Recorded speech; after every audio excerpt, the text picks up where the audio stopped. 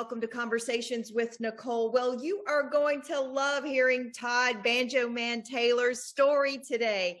Todd is known as the father of Newgrass with fans around the world.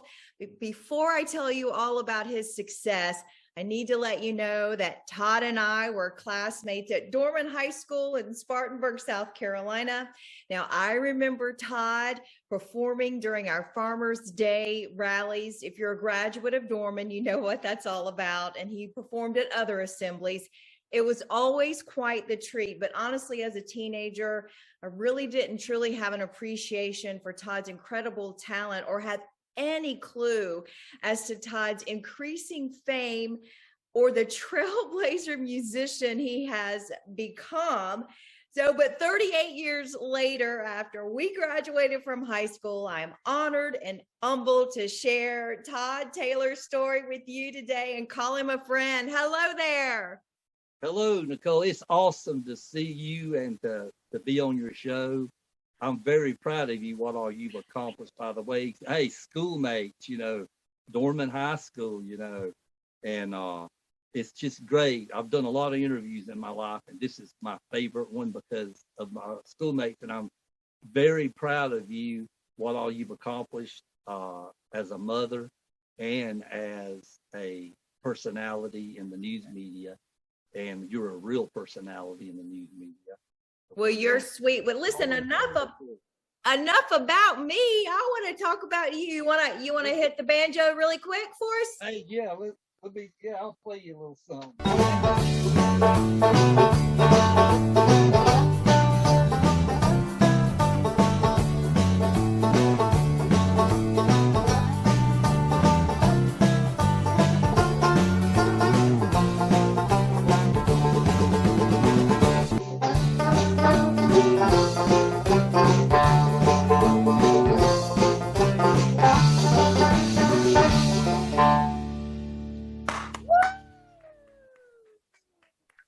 Yeah.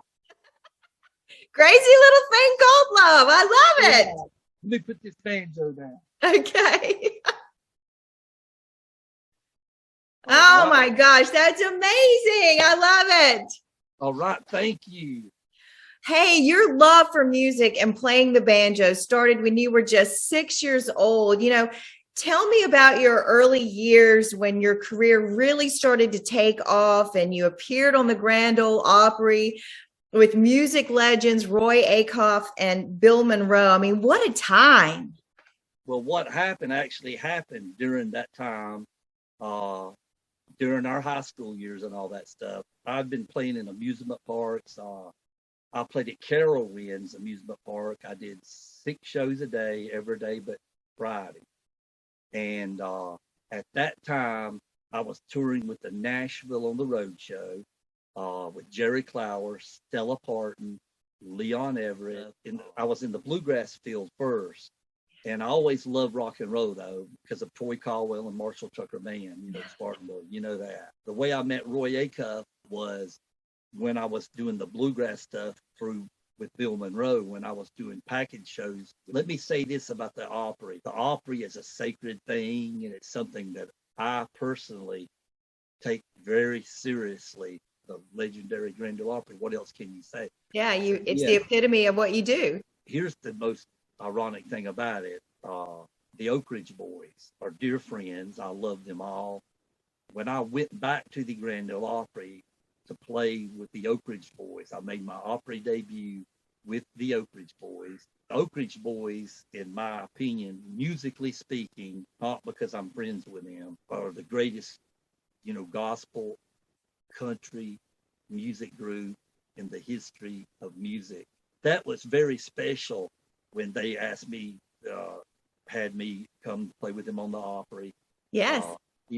Playing Bobby Sue. There's a picture that's got me from the 80s and then another picture of then. It's called Then and Now. Yeah. And me and Dwayne Allen, Ace. If you're watching, Ace, I love you, brother. God bless you. It's got us standing in that same spot where I was standing in the 80s, which is pretty cool. It's just like me being the ambassador of state South Carolina. Right. It's an honor for that and to represent that to my fullest and the best that I can. And I love, that's how I look at the Opry. And, Yeah. you have to earn your way. Let's go back a little bit to those early days. You were on Regis and Kathy Lee. You were Right. part of the Jerry Lewis telethon. Rick Dees, you were on Rick Dees played your rock and roll version of Freebird. So you brought that up. those are huge accomplishments. I always listened to Southern classic rock, even though I grew up with bluegrass and everything. Once you learn bluegrass and all that kind of stuff, you can master anything, so I hung around Toy, but I always listened to classic rock, and I always would transcribe songs like Freebird, Stairway to Heaven, just tons of songs. And one day, I had a whole catalog of all these songs, so I copyrighted all the arrangements because nobody had ever did that on the banjo. So I had the arrangements copyrighted. Now keep in mind, back then, there was no bluegrass groups or nobody doing rock with banjos or anything in bluegrass instruments doing that. Everybody told me it couldn't be done and this and that. So when I went to do Regis and Kathy Lee show, I'd been doing a lot of network shows in New York. On the plane flight home, I was talking to Toy Cole. I said, hey, I'm ready to do that. Toy said, you need to do this because it's going to be good for you. This is totally different. You'll be pioneering rock and roll on the banjo. So I got to give credit to Dwayne Evans at the Marshall Tucker Studios where it was recorded in Moore, South Carolina, the old school building. I lived in Moore. I know exactly where it sits. Yep. Yes. So I contacted Alan Walden, Phil and Alan Walden on Capricorn Records, and Phil was associated working with the Skinner guys, an organization out of Jacksonville, Florida. And I told him what I wanted to do. I wanted to make sure that it was, because you don't mess with stuff like Freebird or stuff like that. It would be sacrilegious. So he said, man, Todd Taylor, he said, your banjo playing is phenomenal. The guys, the remaining members that were still alive that were doing, they give you their blessings. And not only that, some of the guys said that they'd like to come and play on the project. So we ended up, I went to the studio down in Moore. It was all done in one day, one take.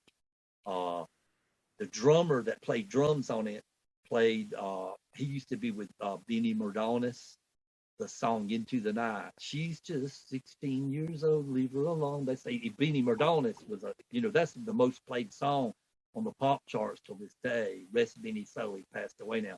His drummer, he played on it. And then the whole list of other people. Freebird was recorded in one take, and then I did Freebird, the Pink Panther, Stairway to Heaven. So you became the first person to bring the banjo to rock and roll. Yeah, a lot of record companies turned me down because they said you can't do rock with a banjo when I went shopping the project. So Maurice Saribon, they asked to offer me a deal, and it was a good deal. But I said, I think I can do it myself. So I got a big promoter out of Nashville, and I knew that all the classic stations, rock and roll stations of the United States, side A, now keep in mind, they wasn't the internet at this time.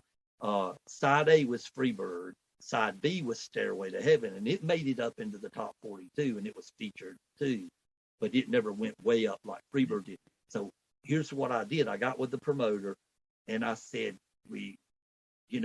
send it out to all the major classic rock stations. When these DJs get it, they're going to be laughing. And they're going to say, hey, here's a guy that says he can play rock and roll on a banjo and all this stuff. And let's listen to it. Maybe we can make fun. And I knew that in their minds, they would say, maybe we can make fun of him and put it in our skits or something and use it for how some radio shows do funny things. Yeah. But I knew that when they spent that record and they heard it, they would be blown away. That's what happened. 4.5 weeks later, I'm like, it's a whirlwind. I'm at Rick Dees' top 40 on the 11th floor with the Disco Duck King himself. Remember Rick Dees' top 40? Yeah. Yeah, Rick Dees' top 40. I'm there. And I mean, I'm just like, wow. And then my phone's blowing up.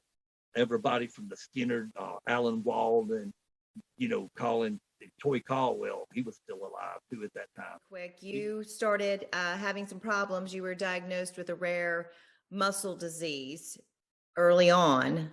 Yes, mitochondrial myopathy complex 1 deficiency disorder. Therefore, you became a big advocate of the Muscular Dystrophy Association, helping Jerry Lewis with his telethons. Obviously, you've recovered, but that was a tough time for you. Right. I'm in remission now. What happened during that time? Back then, I was, touring, but I was real sick. I would even sometimes have to be like, walk down on the stage and sit on a stool, do the show, and then go back. After the show was over, I was wiped out. Right. So, but it got so bad, a lot of the fans was thinking like, it was rumors Todd Taylor's on drugs because they'd seen me during the shows. Because I was doing major package shows with major rock stars, because what I did was totally different and it didn't interfere with what they did. And I was a perfect opening act, Mm-hmm. So I went public with it, not just so I could let my fans know all around the world that what was going on. But before that, though, I had come back to Spartanburg. I went through 7 spinal taps, everything it could be done. I actually prayed to die. Then finally, Dr. Collins told me, he said, you got a rare, very rare muscle disease.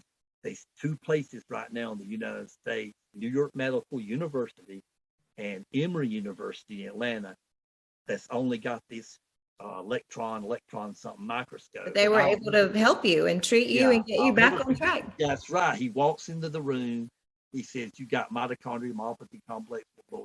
And I was one of the first people, only person in the United States at that time. They gave me 6 months to live. And I went public about it, and people prayed. I got thousands and thousands of cards. And I prayed and I prayed, and I did get treatments and stuff like that.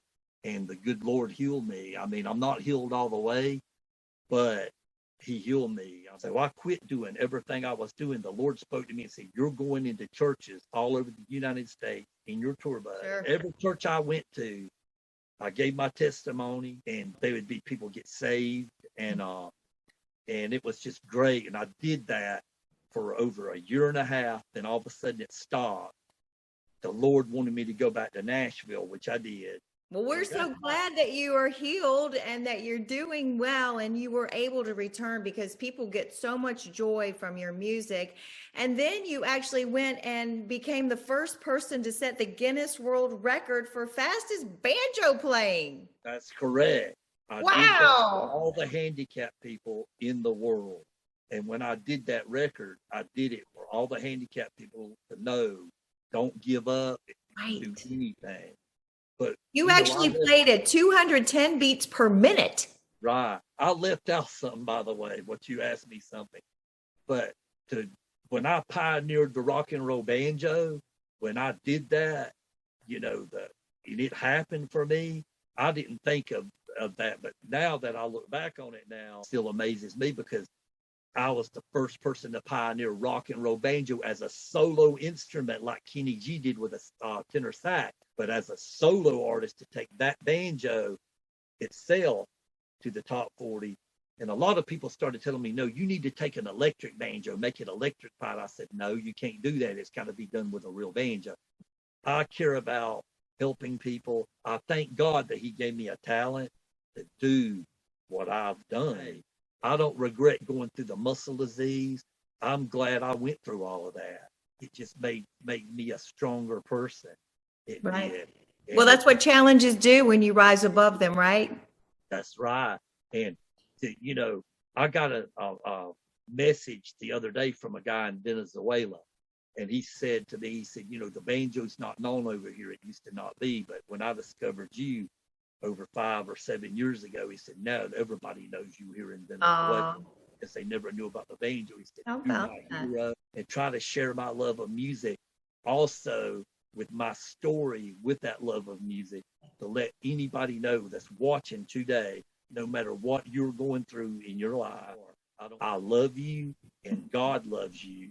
And if you put God in everything you do, you will survive, you will flourish. Now, when you're sick like I was, that's when the devil will try to get into your mind. You got to stay strong. But that's what I want to say to everybody watching this show today. I'm just a regular person, and thank God, I praise God for what he's done for me, letting me play the banjo and getting me through.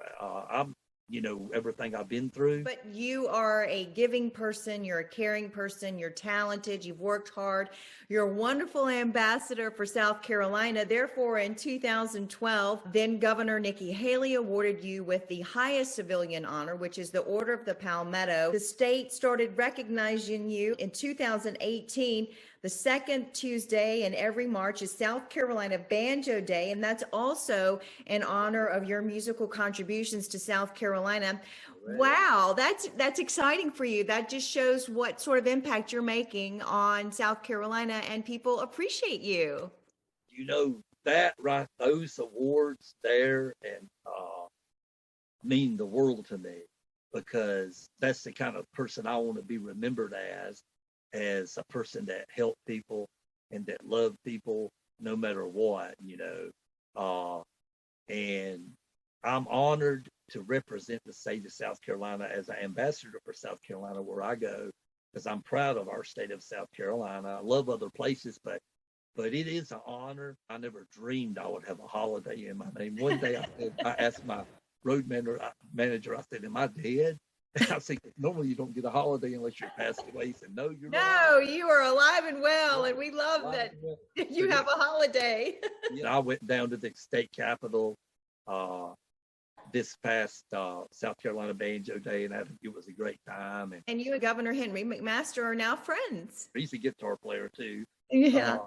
We play the guitar and banjo together, and yes, he's a good friend of mine, and he's a really great guy. What is the coolest memory that you have of your time playing the banjo? I'm going to tell you.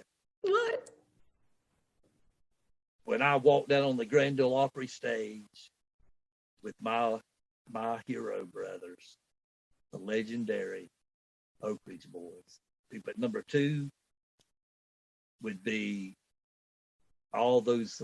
It would have to be, getting the Order of the Palmetto and all that stuff. But, pioneering rock and roll banjo was really, I didn't think nothing of that when all that happened during that, because I was young. Mm-hmm. I didn't really realize what an impact I did. But now, like a lot of people back during the day was saying, hey, you made the banjo cool again and all that stuff. Young people back there in the late 80s and 90s, when I'd be touring, hey, I want to play the banjo, now because of, what you've done with the banjo, playing rock with a banjo, right. And doing. Well, it's thinking out of the box, and it's just putting the love of music with a different instrument. You can do it for anything. That's right.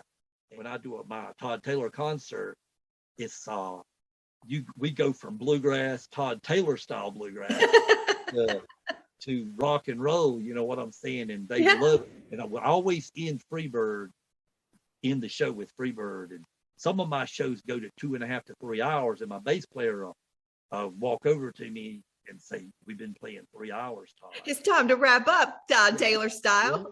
And I'm like, the fans are still here and they're loving it. Like I said, I like country and rock and all that stuff. And I did like bluegrass because I played this for the banjo, but I always wanted to be Todd Taylor style. Yeah. Bill Monroe told me one time on the tour bus, and this goes to everybody that's watching this today, do not try to imitate anybody.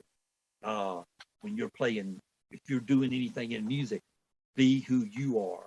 You have to have your own craft, develop your own style, be you.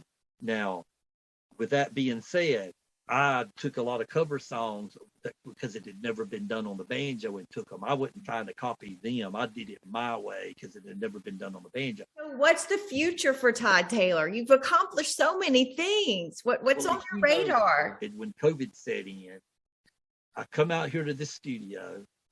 I started doing songs for fun, just doing a lot of songs for fun, to putting them out on the internet.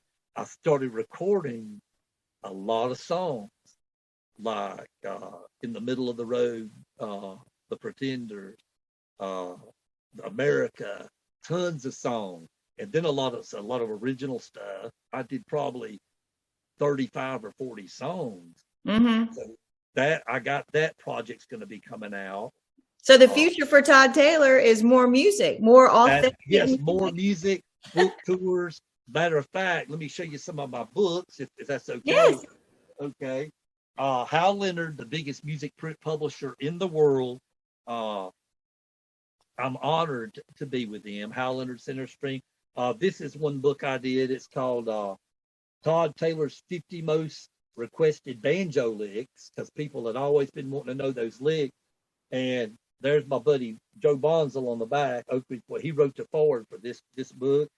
And then we have a lot of people that always ask me how to set up the best 5-string banjo. Joe Carducci from Gretsch Corporation. He and we did this book, and this book is on how to set up the best 5-string banjo. Everybody had wanted the gospel book. Then they have the gospel book as well. Yep. And the foreword was wrote on this book by Fred Gretsch, my buddy Fred Gretsch. And then everybody likes Christmas. They want Christmas. I have a Christmas CD. Of course. And here's the Christmas book, Todd Taylor's Christmas book. That's awesome. Well, all of that's available on your website to find out how to get that. I'm looking forward to the book tour, going to lots of Barnes and Nobles, meeting the fans. I love doing that. And also the regular concerts too. Looking forward to going back to the Grand Ole Opry sometime soon. Yeah. Just also trying to be the best person that I can be in my life. That's what I strive to be every day, and just enjoy life and play music and try to stay healthy. Well, you've just got so much more ahead of you, and you've already accomplished so much. Like I've said before, as a kid, I just had no idea how talented you were at the time, because I was just a kid myself. But it is really an honor to be able to talk to you about your success 38 years after we graduated high school from Dorman High School.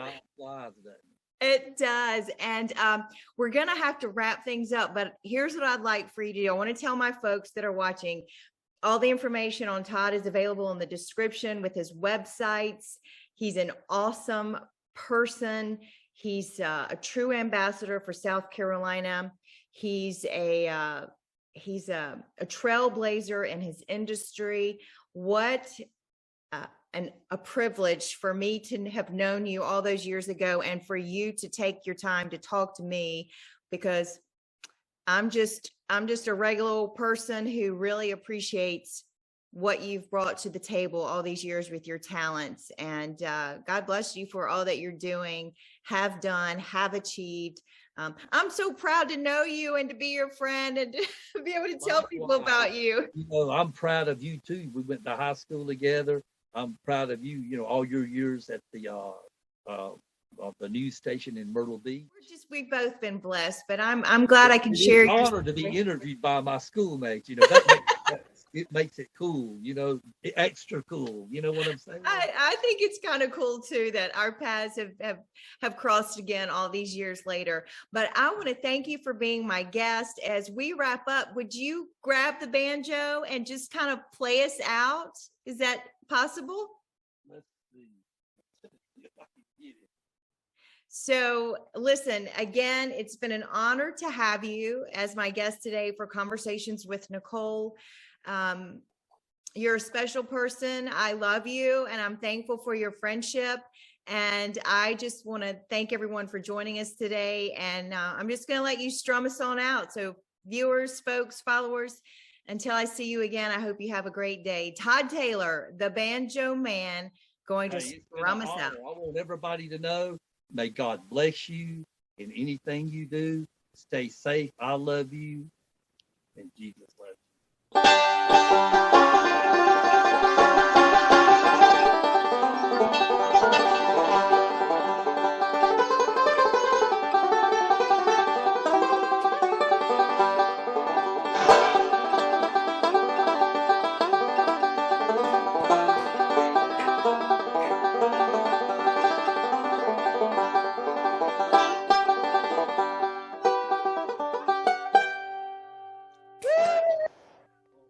Perfect.